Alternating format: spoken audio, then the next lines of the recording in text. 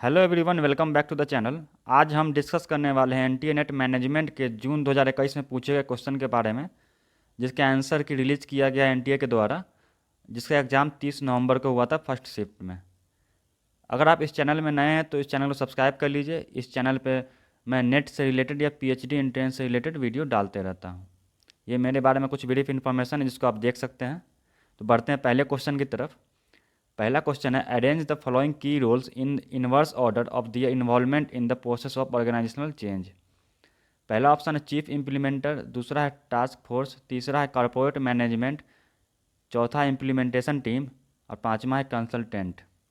तो organisational change कितने तरीके का होता है? चार तरीके का होता है। एक स्ट्रक्चरल होता है, टेक्नोलॉजिकल, स्ट्रेटेजिक, पीपुल। स्ट्रक्चरल में क्या होता है? जो कि स्ट्रक्चर चेंज करते हैं, जैसे चैन हायरार्की चेंज करते हैं, मैनेजमेंट सिस्टम चेंज करते हैं, जॉब स्ट्रक्चर चेंज करते हैं। टेक्नोलॉजी में क्या होता है? टेक्नोलॉजी चेंज होता है। जब भी टेक्नोलॉजी अपडेट होता है तो हमें टेक्नोलॉजी चेंज करना पड़ता है सिस्टम में। स्ट्रेटेजिक में क्या होता है? हमारा जो प्लान है उसको चेंज करते हैं, मिशन को चेंज करते हैं। और पीपुल में एम्प्लॉय को चेंज कर लेते हैं, एटीट्यूड बिहेवियर जो भी हो चेंज करते हैं। इसका प्रोसेस क्या है? पहले आइडेंटिफाई करते हैं चेंज का, चेंज क्यों करना है। उसके बाद डिटरमाइन करते हैं एलिमेंट टू बी चेंज, यानी क्या चेंज करना है उसको डिटरमाइन करते हैं। स्ट्रक्चर में चेंज करना है या टेक्नोलॉजी में करना है, किस में करना है। उसको प्लानिंग करते हैं, उसके बाद एसेस करते हैं चेंज को, उसके बाद एक्शन करते हैं। एक्शन में अनफ्रीज, चेंज और रिफ्रीज करते हैं, जो कि कर्ट लेविन का चेंज मॉडल दिया हुआ है। उसके बाद फीडबैक और रिव्यू लेते हैं, चेंज जो हमने किया वो सही हुआ या नहीं। ये कर्ट लेविन का चेंज मॉडल है। Unfreeze the organisation, moving the organisation, refreeze the organisation. इसको आप पढ़ सकते हैं। इसका जो आंसर हो जाएगा CEADB, यानी सी पहले क्या होगा? कॉर्पोरेट मैनेजमेंट, उसके बाद कंसल्टेंट, उसके बाद चीफ इम्प्लीमेंटर, इम्प्लीमेंटेशन टीम और लास्ट में हो जाएगा टास्क फोर्स। दूसरा क्वेश्चन है, out of the following which are the most common error committed by entrepreneur. पहला ऑप्शन है टू एंटिसिपेट रोड ब्लॉक, दूसरा है नो कमिटमेंट और डेडिकेशन, तीसरा है proposing market niche segment, lack of demonstrated experience, पांचवा है नो रियलिस्टिक गोल। इसका जो आंसर हो जाएगा बी, डी और ई, यानी नो कमिटमेंट और dedication, lack of demonstrated experience और नो रियलिस्टिक गोल। ये जो भी मैं आंसर आपको बता रहा हूँ वो एनटीए का आंसर की दिया हुआ है। इसमें जो भी अगर चेंज होगा फाइनल आंसर की में, वो मैं डिस्क्रिप्शन में और कमेंट में पिन कर दूंगा। तीसरा क्वेश्चन है, out of the following the example of radical innovation are personal computers, frozen yogurt, disposable diapers, overnight mail delivery, microwave popcorn. तो रेडिकल इनोवेशन के बारे में देखते हैं। ये इनोवेशन कितने तरीके का होता है? चार तरीके का होता है। एक सस्टेनिंग होता है, a significant improvement on a product that aim to sustain the position in an existing market, यानी मार्केट में सस्टेन करने के लिए जो भी इनोवेशन करते हैं उसको सस्टेन करते हैं। इंक्रीमेंट क्या होता है? उसमें स्लोली स्लोली जो इंक्रीमेंट करते हैं इनोवेशन में, वो इंक्रीमेंटल हो गया। डिसरप्टिव क्या हो गया? टेक्नोलॉजी और new business model that disrupt the existing market, existing market जो उसको डिस्टरप्ट करता हो। रेडिकल क्या है? डिफरेंट टेक्नोलॉजी आ जाता है, डिफरेंट मार्केट ओपन हो जाता है। Technological breakthrough that transform industrial often created new market, new market create कर लेता है रेडिकल। इंक्रीमेंटल और रेडिकल का यहाँ पर डिफरेंस दिया हुआ है। ये कंटिन्यूस होता है इंक्रीमेंटल, और रेडिकल एकाएक आता है। नया टेक्नोलॉजी है, जैसे 4G आया जियो का, एकाएक चेंज हो गया सब कुछ। ऑनलाइन पेमेंट आया तुरंत न्यू मार्केट उसका क्रिएट हो गया, ऑनलाइन पेमेंट का, ई कॉमर्स का। इस तरह से रेडिकल इनोवेशन होता है। इसका जो आंसर हो जाएगा ए, सी और डी, यानी पर्सनल कंप्यूटर, डिस्पोजेबल डाइपर और ओवरनाइट मेल डिलीवरी। चौथा क्वेश्चन है, portfolio theory provides a normative approach to investing based on which of the following assumption. पहला ऑप्शन है risk return split in uniform for all asset classes, investor are risk averse, market risk pricing is identical for all investor, return on asset are normally distributed, uniform investment horizon. ये portfolio theory का assumption पूछ रहा है। तो portfolio theory क्या होता है? Portfolio theory में क्या होता है कि जो रिस्क नहीं लेना चाहते इन्वेस्टर, वो क्या करते हैं, डिफरेंट डिफरेंट टाइप के सिक्योरिटीज़ में इन्वेस्ट करते हैं, ताकि एक में लॉस हो तो दूसरे से उसको बैकअप मिल सके। जैसे अगर शेयर मार्केट है, जो रिस्की एसेट है उसमें थोड़ा सा इन्वेस्ट करेंगे, जो रिस्क कम है उसमें भी इन्वेस्ट करेंगे, ताकि उसका रिस्क जो है बैलेंस हो सके। यह है पोर्टफोलियो थ्योरी बोलता है। इसका जो एजम्पशन हो जाएगा बी, सी और डी, यानी इन्वेस्टर आर रिस्क एवर्स, यानी वो रिस्क से बचना चाहते हैं। Market risk pricing is identical for all investor, यानी सब इन्वेस्टर के लिए सेम रिस्क होता है। और return on asset are normally distributed, यानी सबको जो रिटर्न मिलेगा वो नॉर्मली डिस्ट्रीब्यूटेड होगा। अगला क्वेश्चन है identify the drivers for increased foreign institutional investment follow in Indian stock market in recent time.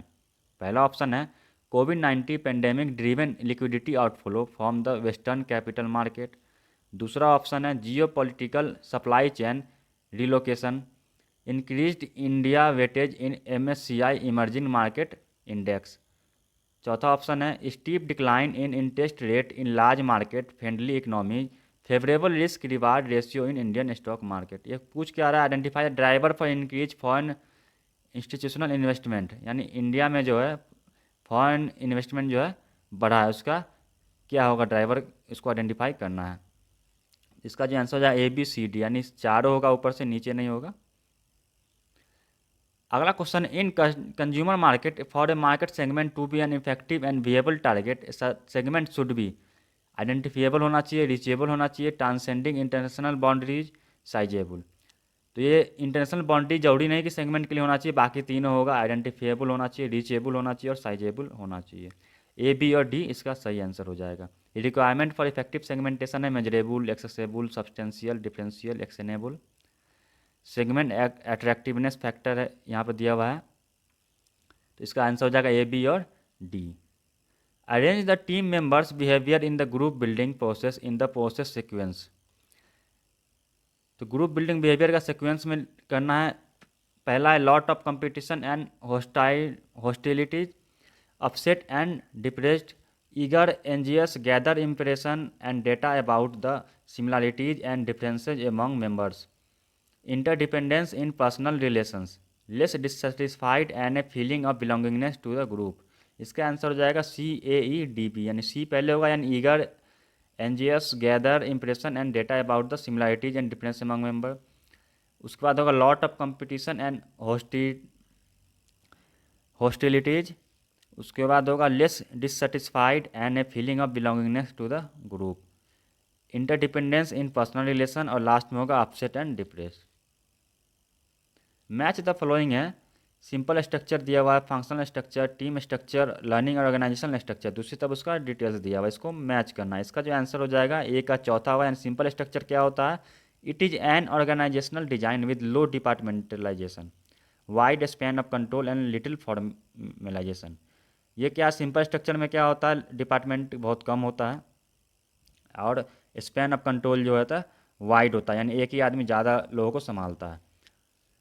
Functional में क्या होता है, इसका तीसरा ऑप्शन हो, it is an organisation design that group similar occupational specialities together, यानी फंक्शनल में क्या होता है, सिमिलर एक्टिविटी को एक साथ कर देते हैं। जैसे मार्केटिंग का है तो मार्केट डिपार्टमेंट कर दिए, HR को अलग कर दिए, फिनांस को अलग कर दिए, इस तरह से फंक्शनल होता है वो। टीम स्ट्रक्चर, टीम स्ट्रक्चर क्या होगा, a structure in which the entire organisation is made up for work group, यानी वर्क ग्रुप के लिए ऑर्गेनाइजेशन बनाया गया हो। Learning organisation structure, a structure that support an organisation capacity to continuously adapt and change, यानी learning organisation में क्या होता है, वो अडॉप्ट और चेंज के लिए हमेशा तैयार रहता है, सपोर्ट करता है। अगला क्वेश्चन है sequence the following to draw a logical timeline for dividend payment का टाइमलाइन लॉजिकल सीक्वेंस में बताना है। तो सीक्वेंस का पहले बोर्ड ऑफ डायरेक्टर डिसाइड करता है कि हमें डिविडेंड देना चाहिए, फिर डिक्लेरेशन डेट डिसाइड होता है, फिर एक्स डिविडेंड डेट, यानी इसमें क्या first date that is a share trade without the dividend, holder of record date, उसका पेमेंट डेट, इस तरह से इसका प्रोसेस चलता है। तो इसका जो आंसर हो जाएगा EBCDA, ई यानी notice to stock exchange, board of director जो डिसाइड करेगा उसके बाद स्टॉक एक्सचेंज को नोटिस देंगे कि हाँ डिविडेंड देने वाले हैं, उसका डिक्लेरेशन डेट, उसका एक्स डिविडेंड डेट और रिकॉर्ड डेट, लास्ट में होगा पेमेंट डेट। अगला क्वेश्चन है which of the following are type of foreign exchange risk of exposure, translation exposure, transaction exposure, social exposure, economic exposure. तीन type का होता है जिसमें सोशल एक्सपोजर नहीं होता है, ट्रांसलेशन एक्सपोजर होता है, ट्रांजैक्शन एक्सपोजर होता है और इकोनॉमिक एक्सपोजर होता है। ट्रांजैक्शन एक्सपोजर में क्या होता है, जब अगर आप इंडिया में हैं, कनाडा में बिजनेस कर रहे हैं और इंडिया में बिजनेस कर रहे हैं, तो उसमें क्या होगा कि कनाडा में अगर कोई प्रोडक्ट आपका सेल हुआ तो अगर वो पेमेंट करता है आपको इंडिया, तो अगर आप सेल किए उस टाइम में रेट कुछ अलग था कनाडा डॉलर का और इंडियन रुपीज़ का, जब वो ट्रांसफ़र हुआ उस पीरियड में जो भी चेंज होगा करेंसी रेट में उस वो आपका रिस्क हो जाएगा। हो सकता है करेंसी का रेट बढ़ जाए या घट जाए, वो रिस्क हो जाता है। ट्रांसलेशन रिस्क में क्या होता है, जब भी आप बैलेंस शीट में बनाते हैं, आप इंडियन कंपनी है आपका, आप कनाडा में या रसिया में चाइना में बिजनेस करते हैं, उसके ट्रांजैक्शन को आप अपने बैलेंस शीट में जब लिखते हैं तो अपने होम करेंसी में ट्रांसलेट करके लिखना होता है। तो उससे जो रिस्क होता है वो उस ट्रांसलेशन रिस्क में होता है। इकोनॉमिक में क्या होता है, ओवरऑल एक्सपोजर हो गया, ओवरऑल रिस्क इसमें देखा जाता है। तो ए बी डी इसका आंसर हो जाएगा। अगला क्वेश्चन है, fund flow and cash flow statement are important managerial tool and help the firm to know liquidity position, capital expenditure incurred, dividend paid, extend to external financing. The fund flow और cash flow क्या होता है, cash flow होता है जो भी cash हमारे organisation में आता है और जाता है उसका सारा डिटेल कैश फ्लो बताता है। कैश फ्लो क्या मीनिंग है इसका, this statement shows cash inflow and outflow during year. Fund flow क्या बोलता है, फंड के बारे में बताता है। तो फंड और कैश में फ़र्क होता है। फंड आपका एसेट भी हो गया, अगर आप एसेट लाते हैं या बेचते हैं तो वो आपका फंड है जिसको आप कैश में कन्वर्ट कर सकते हैं। इन कैश क्या है, डायरेक्ट लिक्विड मनी है वो कैश, उसके बारे में डिटेल बताते हैं। पर्पस क्या है, purpose of the cash flow is to analyse liquidity of the firm. Cash flow से लिक्विडिटी पता चलता है और वर्किंग कैपिटल किससे पता चलता है, फंड फ्लो से। कंपोनेंट क्या है इसका कैश फ्लो का, ऑपरेटिंग, फिनांसिंग एंड इन्वेस्टिंग, यानी ऑपरेटिंग कैश फ्लो, फिनांसिंग और इन्वेस्टिंग। ऑपरेटिंग एक्टिविटी से जो कैश आता है उसको ऑपरेटिंग बोलते हैं, फिनांसिंग एक्टिविटी से जो कैश आता है या जाता है उसको फिनांसिंग कैश फ्लो बोलते हैं, और इन्वेस्टिंग यानी इन्वेस्टमेंट से जो हमारा कैश आता है या इन्वेस्टमेंट करते हैं वो इन्वेस्टिंग में जाता है। फंड फ्लो में दो सेक्शन होता है, application of fund and source of fund. Application of fund किसको बोलते हैं, जब हम किस पैसे को यूज करते हैं या जो भी हमारा वर्किंग कैपिटल है उसको यूज करते हैं, उसका एप्लीकेशन हो गया, लॉस हुआ।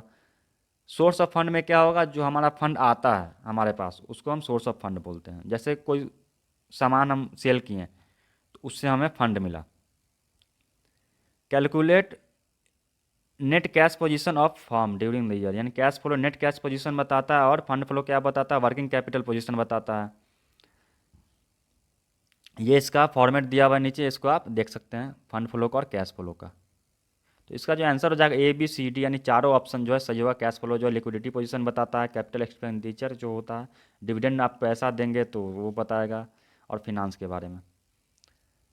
अगला क्वेश्चन है, when company offer product in small package और चेंज और pay per use basis then such strategy are. यानी कंपनी क्या करती है कि जैसे शैम्पू का आपने देखा होगा बड़ा डब्बे होता है, 100 ग्राम का, 100 ml का, 250 ml का डब्बा होता है उसका। लेकिन फिर क्या होता है, छोटा छोटा पाउच में वो कंपनी बेचना शुरू करती है। तो ये किसका पार्ट है, ये पार्ट है strategy of bottom of the pyramid का। बॉटम ऑफ द पिरामिड क्या होता है, पिरामिड होता है जिसको सीके प्रहलाद ने दिया था इसका थ्योरी। तो सबसे ऊपर क्या होता है, सबसे अमीर लोग होते हैं टॉप ऑफ द पिरामिड में, जैसे इंडिया में हो गया अंबानी अडानी। मिडिल में क्या हो गया, मिडिल में मिडिल क्लास लोग हो गए, मैक्सिमम अपर मिडिल क्लास लोग हो गए, जॉब वाले, अच्छे पोस्ट वाले। बॉटम ऑफ द पिरामिड में क्या हो गया, छोटे लेवल के लोग हो गए। छोटे लेवल इन द सेंस कि इकोनॉमिक उनका कंडीशन लेवल कम है, डेली कमाते हैं खाते हैं, इस टाइप का उनका रोज़मर्रा की ज़िंदगी चलता है। तो उसमें क्या होता है कि कंपनी उस पर ध्यान नहीं दे पाती। जैसे फ़ोन लॉन्च हुआ तो वो मिडिल क्लास के लिए लॉन्च कर देते हैं, या फिर आईफोन लॉन्च हुआ वो अपर क्लास के लिए लॉन्च कर देते हैं, या कार में भी हो गया, जो सस्ते कार होते हैं वो मिडिल क्लास के काम आती है और जो महंगे कार होता है वो टॉप लोग यूज करते हैं। लेकिन गरीबों के बारे में कोई को टारगेट कोई नहीं करता। तो ये लोग क्या करते हैं, जैसे एफएमसीजी प्रोडक्ट वाले, ये इनको टारगेट करते हैं। और कई रिसर्च में ये भी पता चला है जैसे कि अगर इनका संख्या बहुत ज़्यादा है तो अगर इनको टारगेट करते हैं, इनके लिए प्रोडक्ट बनाते हैं, तो प्रॉफिट मैक्सिमाइजेशन फ्यूचर में ग्रो होगा और मार्केट भी ग्रोथ करेगा। तो इनके लिए ये रोज़ कमाते खाते हैं तो ये एक बार में तो बड़ा प्रोडक्ट ले नहीं सकते, इसके लिए इनको छोटे प्रोडक्ट दिया जाता है। जैसे शैम्पू है, 1 रुपये का पाउच हो गया, 2 रुपये का पाउच हो गया, ये यूज करते हैं। इसी तरह हर प्रोडक्ट में छोटे पाउच या जो भी छोटे सामान यूज करते हैं, इनके लिए यही थ्योरी था बॉटम ऑफ द पिरामिड, सी के प्रहलाद ने दिया था। इसका आंसर हो जाएगा चौथा ऑप्शन। अगला क्वेश्चन है, in the context of data mining which one of the following is a method of data reduction, data comparison, multiple regression, normalisation, outlier analysis. इसका जो आंसर हो जाएगा डेटा कंपेरिजन हो जाएगा। डेटा रिडक्शन कैसे होगा, डेटा कंप्रेस करेंगे तो डेटा रिडक्शन हो जाएगा। रिग्रेशन में उसका चेक करते हैं रिलेशनशिप, आउटलायर में क्या होता है, जो आउटलायर जो लिंक से हटके डेटा होता है उसको आउटलायर बोलते हैं। अगला question, in the context of the international monetary system the case for a fix exchange rate regime claim. पहला ऑप्शन है, far from correcting trade imbalance depreciating a currency in the foreign exchange market tend to cause price inflation. दूसरा option, floating exchange rate regime are vulnerable to speculative pressure.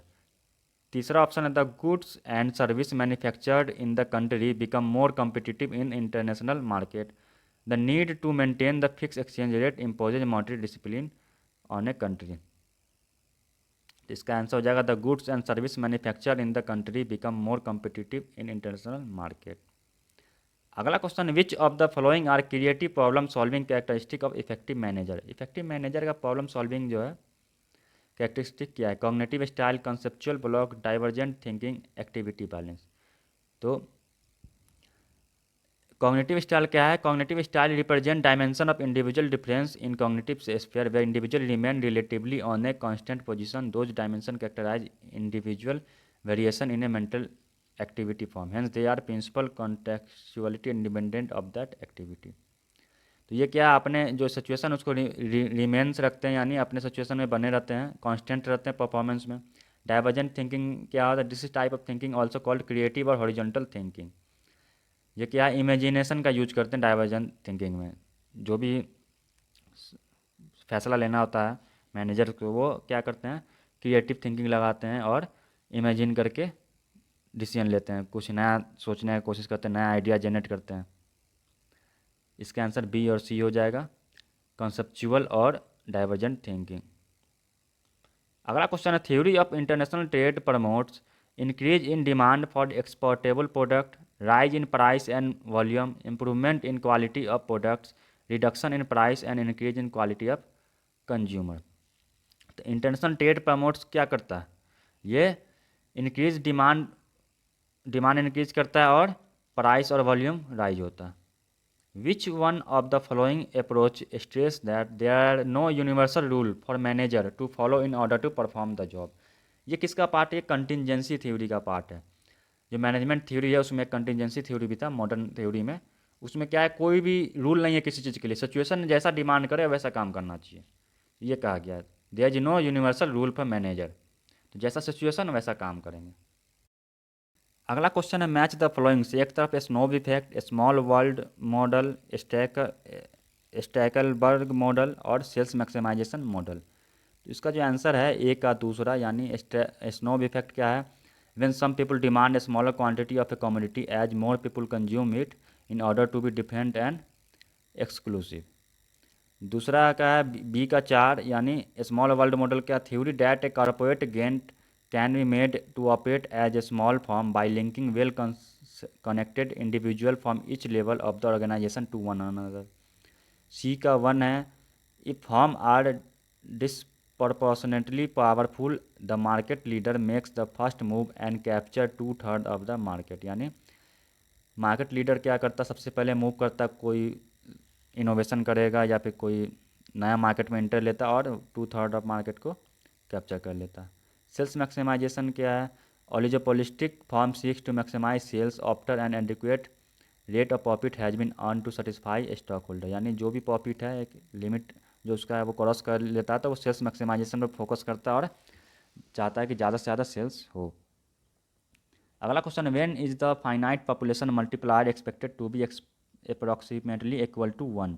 इसका answer हो जाएगा पहला, n जो है greater than और equal than 20n के बराबर। स्टेटमेंट दिया गया है, पहला statement a satisfied employee may be highly disengaged. दूसरा स्टेटमेंट है it is possible to feel engaged by the organisation and not the job. तो पहला क्या बोलता है, सेटिस्फाइड एम्प्लॉय डिसएंगेज क्यों होगा, क्योंकि वो सेटिस्फाइड तब एंगेज होगा, तभी सेटिस्फाइड है वो। दूसरा है possible to feel engage by organisation, हो सकता है किसी को ऑर्गेनाइजेशन से एंगेजमेंट हो, बड़ी कंपनी है, उसको बड़ा मज़ा आ रहा है कि हाँ मैं ये इस कंपनी में काम कर रहा हूँ, लेकिन जॉब में उसको पसंद नहीं है, जॉब सही नहीं है, लेकिन अच्छी कंपनी की वजह से वो जॉब करता है। तो पहला स्टेटमेंट गलत है, दूसरा सही है, यानी ऑप्शन नंबर 4 इसका सही होगा। अगला question, in theory several level of economic integration are possible, arrange the following from the list to the most integrated, common market, free trade area, economic union, political union, custom union. इसका जो है सबसे पहले क्या होता है, प्रीफरेंशियल trading agreement बनता है, फ्री ट्रेड एग्रीमेंट, उसके बाद कस्टम यूनियन है, कॉमन मार्केट, इकोनॉमिक यूनियन और पॉलिटिकल यूनियन। इसका आंसर हो जाएगा BEACD। अगला क्वेश्चन है the product hierarchy stage from the basic need to particular item in some sequence, identify the correct sequence और level of the product hierarchy. ये product hierarchy का जो है क्वेश्चन है। तो प्रोडक्ट हायरार्की में क्या, सबसे पहले नीड फैमिली होता है, प्रोडक्ट फैमिली होगा। तो जैसे हेल्थ केयर है तो उसमें नीड फैमिली हो गया, प्रोडक्ट फैमिली में ओरल हाइजीन हो गया, प्रोडक्ट क्लास में माउथ वाश, प्रोडक्ट लाइन में ओरिजिनल लिस्टरीन, ये एग्जांपल है इसका, प्रोडक्ट टाइप में anti cavity original Listerine, item में होगा natural 100 ml anti cavity original Listerine. तो इस तरह से इसका हायरार्की है। सबसे पहले नीड हेल्थ केयर है, हेल्थ केयर में ओरल हाइजीन का डिपार्टमेंट अलग हो गया, उसमें ओरल हाइजीन में भी क्या माउथ वाश का अलग है, माउथ वाश में फिर प्रोडक्ट आ गया, product line Listerine mouth wash का बहुत सारा लाइन है, फिर उसमें भी बहुत सारा माउथ वाश होगा, उसमें एक एंटी कैविटी होता है, एंटी कैविटी में एक प्रोडक्ट आ गया उसका। तो इसका जो आंसर हो जाएगा DBCEA। अगला क्वेश्चन है when is the firm not expected to prefer FDI to licensing, कब प्रेफर नहीं करेगी, the firm faces high transportation cost and tariff. अगला question in the absence of covariance among securities in the portfolio if each securities has an average standard deviation of 20%, the portfolio of 100 security would have a standard deviation of 2.50। इसका answer हो जाएगा 2। A price ceiling below the equilibrium price of a commodity leads to a commodity glut in market, shortage of commodity, demand erosion, black marketing। इसका जो answer हो जाएगा B और D, shortage of commodity और black marketing. Price ceiling क्या होता है, maximum price होता है जिसको जो है चार्ज कर सकता है कोई भी सेलर, जो है चार्ज करेगा मैक्सिमम, और प्राइस फ्लोर क्या होता है, मिनिमम, उससे मिनिमम चार्ज नहीं कर सकता।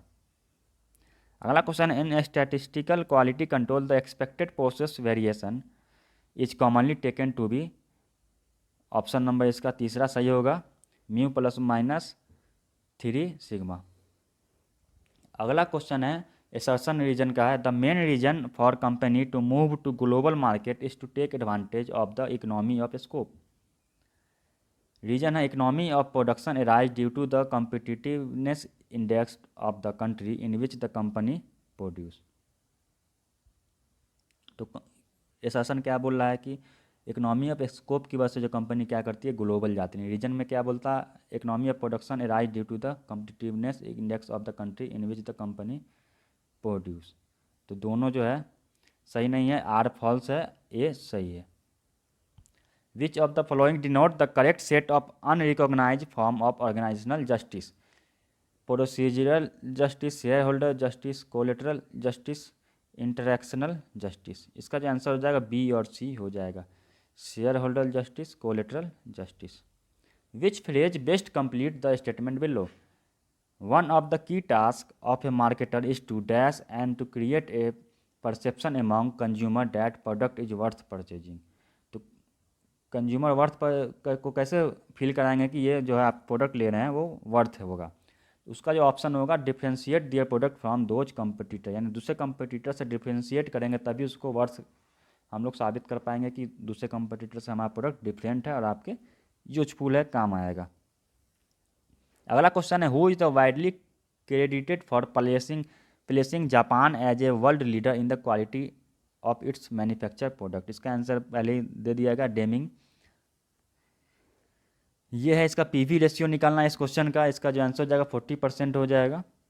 इन the retail industry a category killer is referred to a multi category large discount store that is famous for it wide selection of product, a speciality store wedded through discounting and dominate a product category, store in residential area and offer all household goods and fresh grocery, a unique 24/7 store located on major highway and also located in fuel station.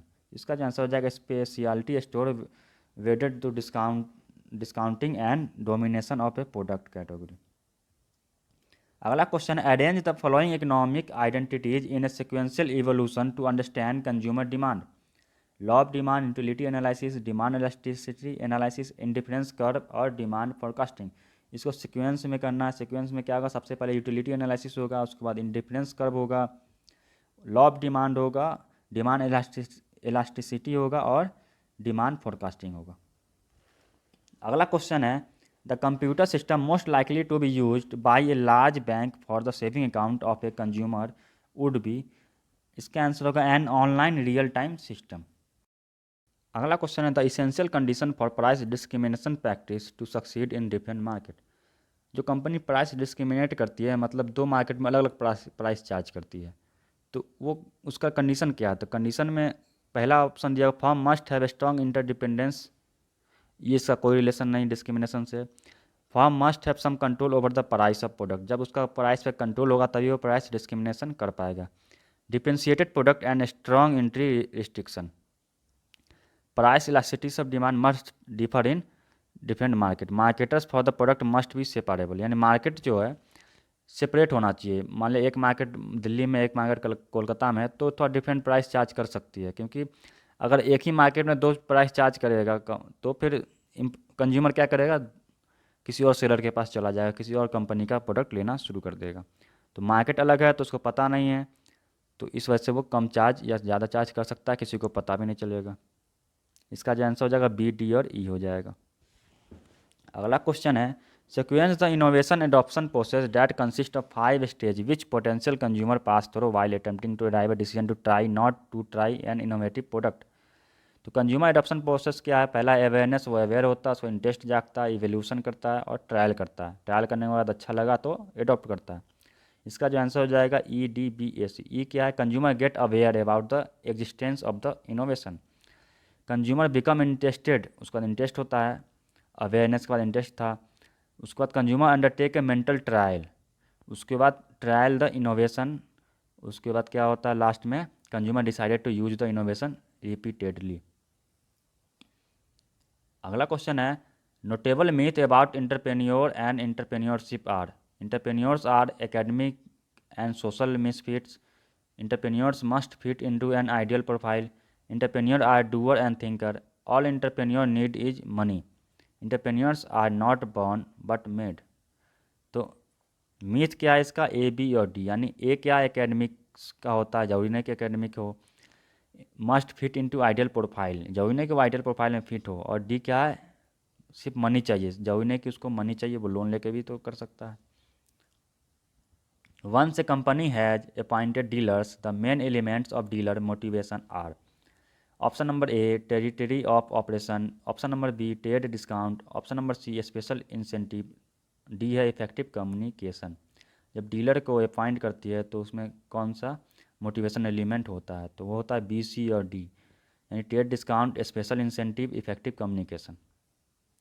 In case of agency problem, the action of managers are very likely to be directed toward the goal of profit maximisation, self sufficiency, survival and self sufficiency, wealth maximisation. तो survival and self sufficiency इसका answer होगा।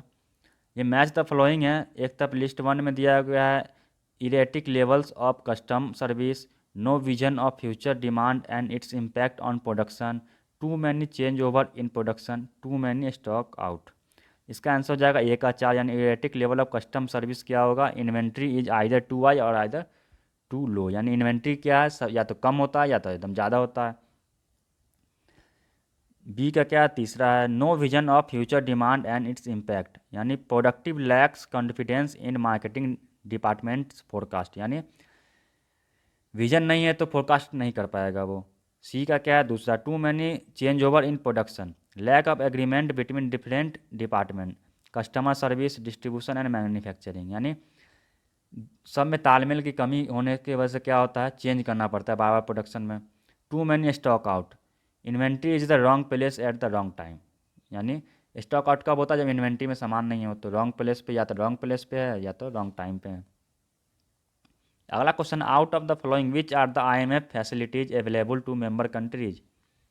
पहला extended fund facilities, दूसरा structural adjustment lending, तीसरा है compensatory financing facility, चौथा stand by agreements.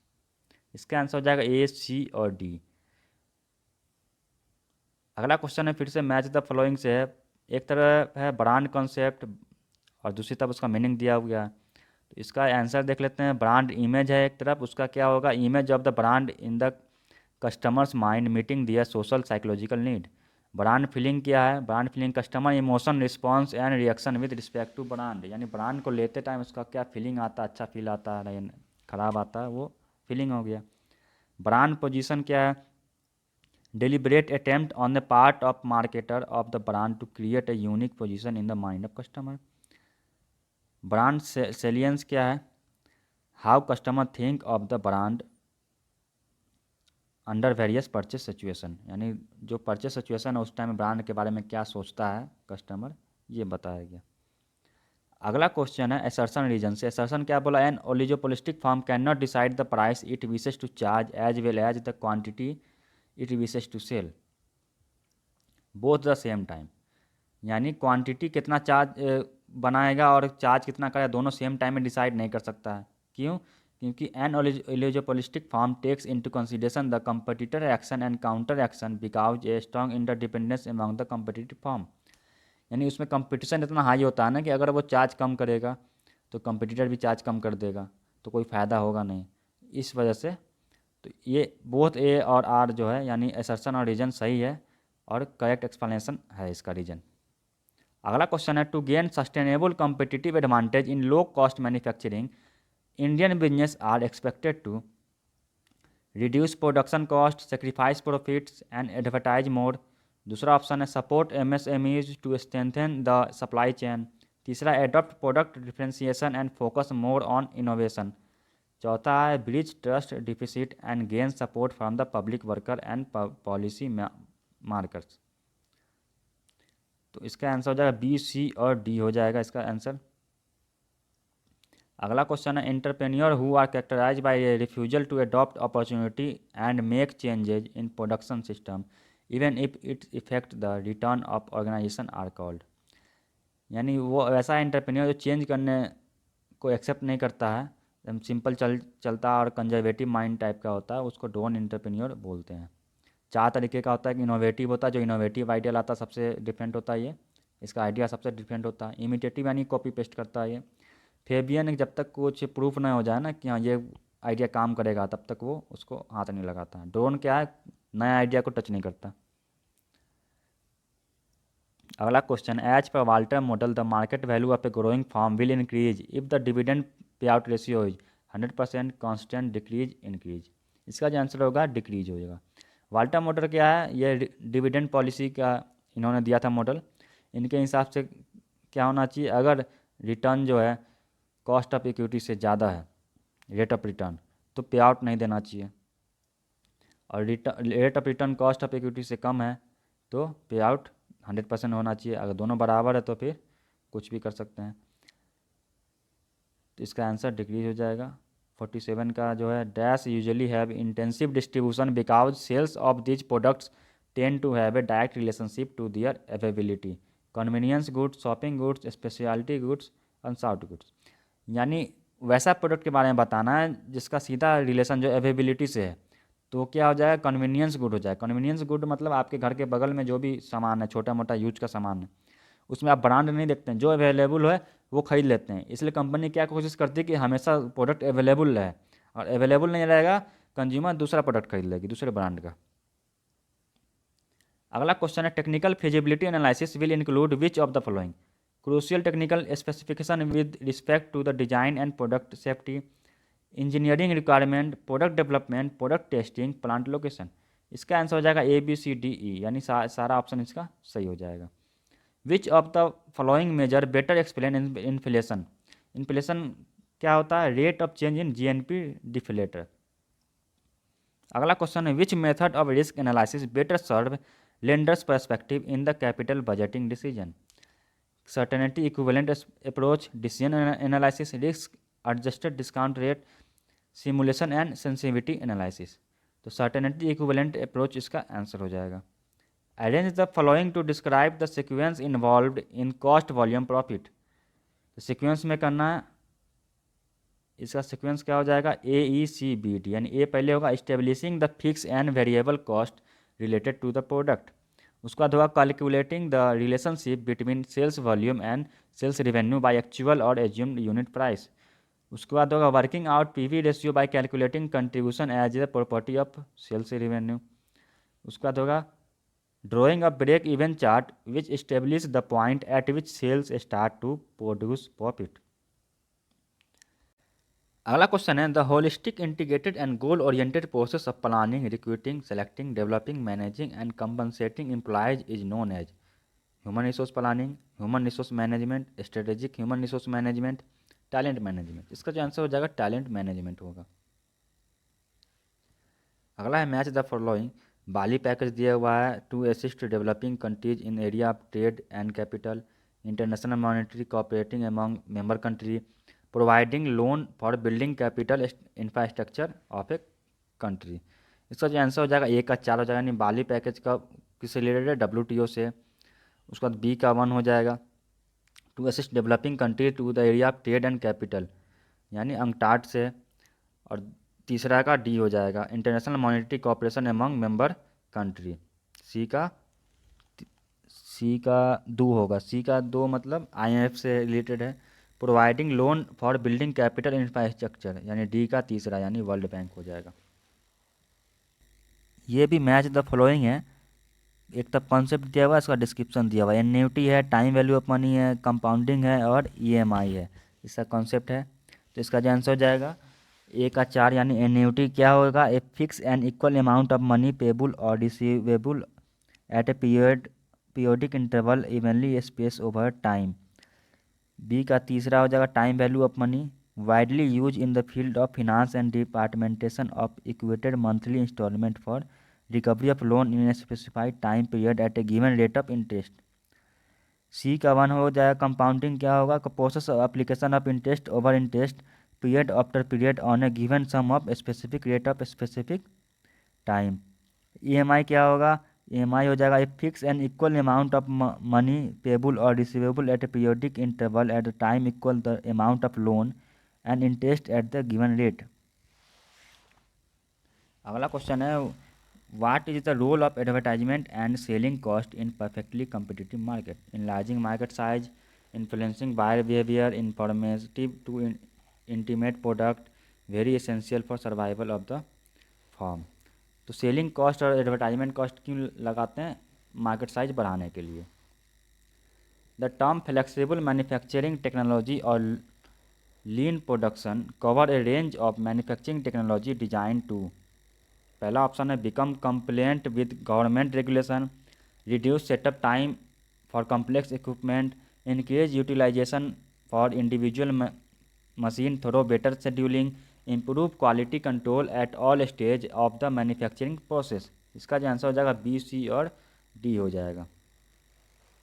B मतलब reduce setup time for complex equipment, increase utilisation of individual machine through better scheduling और improve quality control at all stage of the manufacturing process. अगला question भी match the following से है, एक तरफ strategy है, दूसरी तरफ डिस्क्रिप्शन है। प्रोटेक्टिव है, पुट है, कॉवर्ट कॉल है, लॉन्ग स्टेडल है और स्प्रीड है। इसका जो देख लेते हैं आंसर, प्रोटेक्टिव पुट क्या है, एक का एक हो, buying an asset along with a put on it. Covered call क्या है, कॉवर्ट कॉल होगा writing a call position on asset along with buying the asset.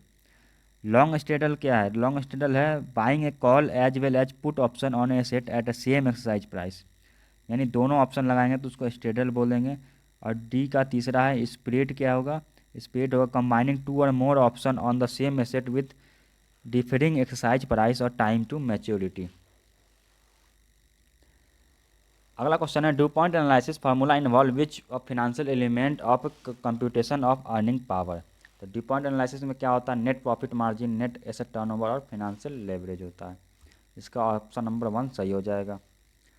अगला क्वेश्चन है an outlier does not affect the which of the following statistic measure, quartile range, standard deviation, median regression. तो outlier क्या होता है, जैसे कोई data है, मान लिया क्रिकेट में ले लेते हैं, अगर कोई बैट्समैन, मान लिया कोई बॉलर है बैटिंग के लिए उतरता है, तो कभी 5 रन बनाया, कभी 2 रन, 1 रन ऐसे बनाए, और कभी एक मैच में क्या होगा वो 100 बना देगा। इससे क्या वो एक आउटलायर डेटा हो गया, मतलब एक लिंक से हट के डेटा हो गया वो। तो उसका क्या इफेक्ट पड़ा, उसके बैट्समैन के बैटिंग एवरेज पर इफेक्ट पड़ जाएगा, उसका बैटिंग एवरेज बढ़ जाएगा। तो अच्छे अच्छे बैट्समैन से ज़्यादा बैटिंग एवरेज कभी कभी क्या होता है, बॉलर का हो जाता है। तो ये इफेक्ट होता है आउटलायर का। तो उससे क्या क्या इफेक्ट नहीं होगा, ए और सी यानी क्वार्टाइल रेंज और मीडियन इफेक्ट है। मीडियन तो उससे बीच का डेटा लेते हैं, तो उस अब तब पहला डेटा या लास्ट का डेटा क्या है उससे मतलब नहीं है, बीच का डेटा ले लेते हैं मीडियन। अगला क्वेश्चन है, ए सर्टेन रीजन से acquiring firm often are willing to pay a price higher than the status quo value of asset for the right to control management of target firm. यानी जब भी acquire करती है कोई भी company दूसरी company को, तो वो ज़्यादा पैसा इसलिए देती है ताकि उसके मैनेजमेंट पर कंट्रोल कर सके। रीजन क्या बोल रहा है, the value of control stem from the changes that it can made to improve performance by debottlenecking capacity streamlining and strengthening operation managerial system and process. तो इसका जो हो जाएगा असर्शन और रीजन दोनों सही है, और ये करेक्ट एक्सप्लेनेशन है रीजन। अगला क्वेश्चन है, which of the following is true with regard to method at least square use the simple regression analysis. इसका आंसर हो जाएगा C, it minimise the sum of the square difference between the actual value of dependent variable and the estimated value of the dependent variable as per regression equation. अगला question है, the salient feature of zero based budgeting are. यानी important feature इसका क्या है, it is decision oriented approach. हाँ ये सही है। The decision unit is broken into understandable decision package which are ranked according to importance, ये भी सही है। The responsibility is shifted from top management to the manager of decision unit, ये भी सही है। It is an accounting oriented approach, या ये top management decide why a particular amount of money should be spend on a particular decision out, ये नीचे का दोनों नहीं है, ए बी सी सही होगा। अगला question, it is believe that employ attitude influence their perception of work but the employees experience at work may also modify shape their attitude. यानी क्या बोल रहा है कि एटीट्यूड जो है उसका परसेप्शन को इफेक्ट करती है, लेकिन एक्सपीरियंस के साथ साथ उसका एटीट्यूड बदल सकता है। तो ये है interactional approach. As per the Anglo Saxon model corporate governance the authority lie with the following. तो एंग्लो सेक्शन मॉडल के हिसाब से क्या होगा, पहले हो जाएगा शेयर होल्डर, उसके बाद बोर्ड ऑफ डायरेक्टर, उसके बाद मैनेजर्स, एम्प्लॉय, ट्रेड यूनियन। अगला क्वेश्चन है, the transportation problem with M origin and N destination become a transshipment problem. इसका आंसर हो जाएगा 1, M plus N sources and M plus N destination by M plus N. The best level of output for a perfectly competitive firm in short run is a point where profit equal to marginal revenue equal to marginal cost। इसका जो answer हो जाएगा profit equal to profit greater than average variable cost. अगला question है, match the following से है, accounting standard दिया हुआ इंडिया का। तो अकाउंटिंग स्टैंडर्ड इंडिया का 11 कौन सा है, 11 जो है इसका हो जाएगा effect of change in exchange rate. 2 किसका है, दो हो जाएगा वैल्यूएशन ऑफ इन्वेंट्रीज, और 3 किसका है कैश फ्लो स्टेटमेंट, और 4 किसका है 9 किसका है रिवेन्यू रिकॉग्निशन। अगला क्वेश्चन है, the reason why firm enter into strategic alliance. क्यों इंटर करती है स्ट्रेटेजिक अलायंस में, न्यू मार्केट में इंटर होने के लिए। वाइड बाई गवर्नमेंट रेगुलेशन नहीं, क्योंकि रेगुलेशन तो उसको फॉलो करना होगा चाहे कैसे भी बिजनेस करे वो। रिड्यूस मैन्युफैक्चरिंग कॉस्ट, हाँ इसका रिड्यूस हो सकता है। डेवलपिंग एंड डिफ्यूजिंग टेक्नोलॉजी, तो यानी ए सी डी इसका सही होगा, तीसरा ऑप्शन सही है। अगला क्वेश्चन है, if the market price of PQR limited is 44, EPS is 3.75 and the retention ratio is 60%, then the multiplier according to the Graham and Dodd model. इसका आंसर हो जाएगा 16। अगला क्वेश्चन है, the formula for calculating degree of operating leverage are. पहला option है percentage change in EBIT by percentage change in sale, सही है। दूसरा है कंट्रीब्यूशन बाय EBIT, ये भी सही है। तीसरा है EBIT plus fix cost by EBIT, ये भी सही है। तीसरा EBIT बाय कंट्रीब्यूशन, ये सही नहीं है। ABC इसका सही हो जाएगा। अगला क्वेश्चन है, at the business level organisation need to position their business as a bin low cost leader और differentiated. The position when cost leadership is high in term of lower price, lower cost and differentiation is low is called focus cost leader. Out of the following which are the correct form of product life cycle. Product life cycle का correct form बताना है, इसका आ जाएगा bell shaped scalloped PLC cycle recycle PLC। अगला question है, creativity is the process of generating a novel idea, the 5 step of creative process. Creative process का 5 step कौन सा होगा, पहले होगा प्रिपरेशन, उसके बाद इंक्यूबेशन, उसके बाद इनसाइट, उसके बाद इवेल्युएशन और लास्ट में इलाबोरेशन। अगला क्वेश्चन है, in which one of the following motive relevant for organisational climate there is an urge to be relevant and useful to large group including society as a whole. इसका answer हो जाएगा extension. अगला question है, match the following से। एक तरफ दिया हुआ है Markovian property, waiting time in system, steady state condition, queue discipline. दूसरी तरफ उसका डिस्क्रिप्शन दिया हुआ है। इसका जो आंसर देखते हैं, मार्कोवियन प्रॉपर्टी का है, सही आंसर हो जाएगा ऑप्शन नंबर दूसरा, यानी दूसरा लाइन वाला, the time of next arrival is completely in uninfluenced by when the last arrival occurred. B का 4 है, यानी waiting time in system, elapsed time that an individual customer spend in queue both before service and during service। सी का तीसरा है, the queuing is an after operating for some time with a fixed utilization factor less than 1। D का 1 है, queue discipline का rule to determining the order in which member of the queue are selected to begin service। Which one of the following tasks is not expected to be performed in sales management? Designing sales territory, determining the selling price of the farm product, formulating sales policy, selecting and recruitment of sales force। यानी sales management का क्या काम है? Sales territory decide करना, sales policy बनाना और recruitment करना sales force का। Option number 2 इसका सही नहीं होगा। अगला क्वेश्चन है, which one of the following orientation program seeks to ratify the usefulness of the characteristic that the person bring to the new job। इसका आंसर हो जाएगा इन्वेस्टिच्योर ओरिएंटेशन। इन्वेस्टिच्योर ओरिएंटेशन क्या बोलता है? seeks to ratify the usefulness of the characteristic that the person bring to the new job। Most high level appointment follow this approach because a person is appointed as executive on the basis of what can bring to the organization। तो उसके characteristic की वजह से जो है नया job को जो फ़ायदा होगा उसको बोलते हैं इन्वेस्टिच्योर ओरिएंटेशन। दूसरा है डिवेस्टिच्योर। इसका आंसर हो जाएगा तीसरा ऑप्शन, यानी इन्वेस्टिच्योर। अगला क्वेश्चन है, which one of the following is not a part of the current account of a country balance of payment. यानी बैलेंस ऑफ पेमेंट क्या होता है? दो तरह का अकाउंट होता है, करेंट अकाउंट और कैपिटल अकाउंट। तो करेंट अकाउंट में क्या होता है? विजिबल होता है, इनविजिबल होता है। ट्रेड इन गुड्स, यानी गुड्स जो भी है उसको हम रखते हैं करंट अकाउंट में। कैपिटल अकाउंट में फॉरेन इन्वेस्टमेंट हो गया, external assistant, commercial borrowing, IMF, NR deposit, यूरोपी डेट सर्विस, ऐसे करके दोनों का दिया हुआ है। इसका आंसर हो जाएगा portfolio investment. Which of the following information type not included in skill inventory? Employees personal data, employ potential, organisation training schedule, salary and job history. यानी तीसरा ऑप्शन इसका सही होगा। अगला क्वेश्चन है, which of the following are necessary condition for applying Simons Denis Poisson distribution in the field of managerial decision making? इसका answer हो जाएगा ए, बी और डी। यानी A, each occurrence of an event is independent of occurrence of the other. B होगा, the probability of an occurrence is the same for any two interval of equal length. D हो जाएगा, in each interval occurrence can range from 0 to infinity. अगला question है, match the following से। Passenger है, star ideal, dead wood, may run. दूसरी तरफ उसका meaning दिया हुआ है।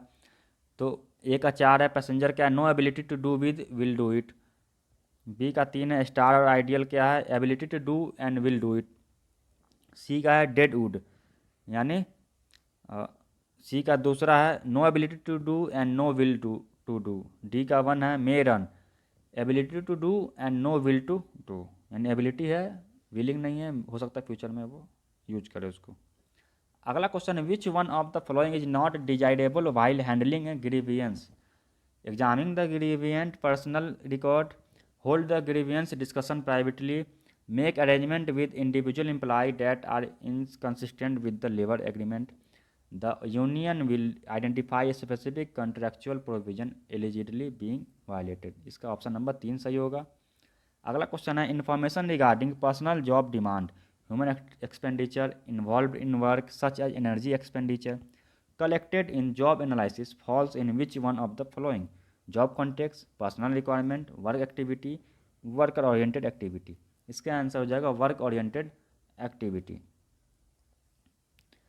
स्टेटमेंट दिया हुआ है, the transactional analysis model is an effective tool to understand why people behave in certain way. सही है ये।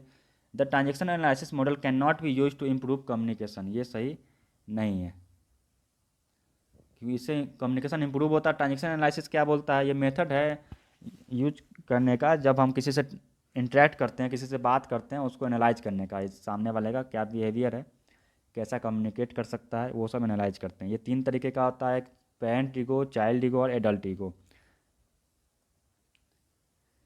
अगला क्वेश्चन है, moment of truth in service marketing was given by John Carl John. अगला क्वेश्चन है, which one of the following performance appraisal method prevent supervisor from rating all और most employ satisfactory और high. यानी कभी कभी होता है एग्जाम में भी सबको एवरेज मार्किंग बैठा देते हैं, जैसे किसी को ज़्यादा कर दिया, किसी को फेल कर दिए। ऐसा किसी में नहीं होगा फोर्स डिस्ट्रीब्यूशन मेथड में। Which one of the following employ behaviour is not true in case of high stress level. High stress होगा तो कौन सा बिहेवियर सही नहीं, anxiety, careless mistake, low and bad judgement ability, nervousness, यानी careless mistake इसका नहीं होगा। The relationship between an investor expectation of return on bond with respect to the investment horizon is called bond yield, risk immunization, term structure of interest rate, yield to maturity। इसका answer हो जाएगा term structure of interest rate.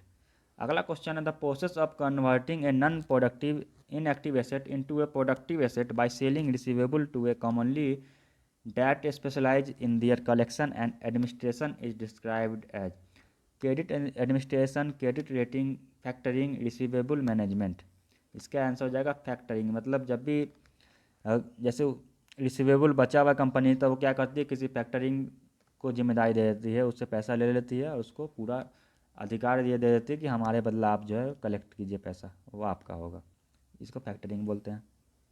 अगला question है, to achieve its aim in strategic human resource management organisation formulate and execute human resource policies, behaviour, practice, competencies. इसका answer हो जाएगा A और C, यानी policies on and practices. Comprehension दिया होगा है, वेल बिफोर द पेंडेमिक से पहले some company had already adopted the work from anywhere system with a large scale implementation happened in 2012 when the US federal government across department including agriculture, NASA and the US patent office allowed remote work for employee. The pandemic however has accelerated this phenomena by 10 years. The acceptance of remote work by several companies globally is one of the few business of an otherwise incredibly hard time. The companies pioneering its adoption will be the magnet for talent as it enable them to attract the best as it grow। यानी ऐसा नहीं कि पहले नहीं था, पहले भी था वर्क फ्रॉम होम, लोग जहाँ मर्जी चाहे वहाँ से काम करते थे, लेकिन पेंडेमिक की वजह से क्या हुआ, एक्सेलेरेट हो गया। 10 साल के बाद जो होना था धीरे धीरे ग्रेजुअली, वो अभी हो गया एकाएक, लोग यूज करने लगे हैं वर्क फ्रॉम होम ज़्यादा। The employee are expected to greatly benefit from remote work as their control over their own time increase. They do not have to communicate and are able to work either in the day or night depending on their personal style while enjoying geographical flexibility to live whether they want. People could save more if they move to a smaller town. They could choose to move a better climate or culture preferred location। मतलब क्या है कि employ को आज़ादी मिल गया, जहाँ मर्जी चाहे वहाँ से कर सकता है, जैसे मर्जी चाहे पसंदीदा जगह में जा सकता है, सस्ते जगह में रह सकता है, खर्च बचा सकता है। वो company with a remote work system can hire talent globally with ease and increase productivity. वो कहीं से भी हायर कर सकती है। अगर उसके अच्छा एम्प्लॉय किसी और कंट्री से मिलेगा, क्योंकि उसको तो वर्क फ्रॉम होम ही करवाना है, तो कहीं से भी हायर कर सकती है चीप में अच्छा एम्प्लॉय, सस्ते में। तो ये पूरा जो है रिमोट वर्किंग के बारे में दिया हुआ है, वर्क फ्रॉम होम यानी वर्क फ्रॉम एनीवेयर के बारे में ये पूरा दिया हुआ है। क्वेश्चन देख लेते हैं, according to the passage which one of the following is the most significant challenge to employ working from remote place. Augmented reality, cloud data security, promotional bias, work life contribution. तो promotional bias हो जाएगा। Which one of the following best describe the benefit of remote working of for employ. Climate conditioning, cultural cohesiveness, family bonding, temporal flexibility. यानी temporary उसको flexibility मिल जाता है।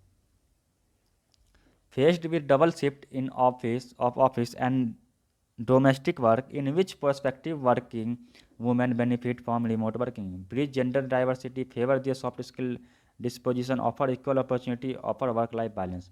तो women के लिए क्या फ़ायदा होगा, उसका वर्क लाइफ बैलेंस हो जाए, क्योंकि उसको घर पे भी बहुत सारे काम होते हैं, वुमेन को बच्चे देखने होते हैं, तो इस वजह से उनका वर्क लाइफ बैलेंस अच्छा हो जाता है, वर्क फ्रॉम होम से सारे काम वो कर सकती हैं।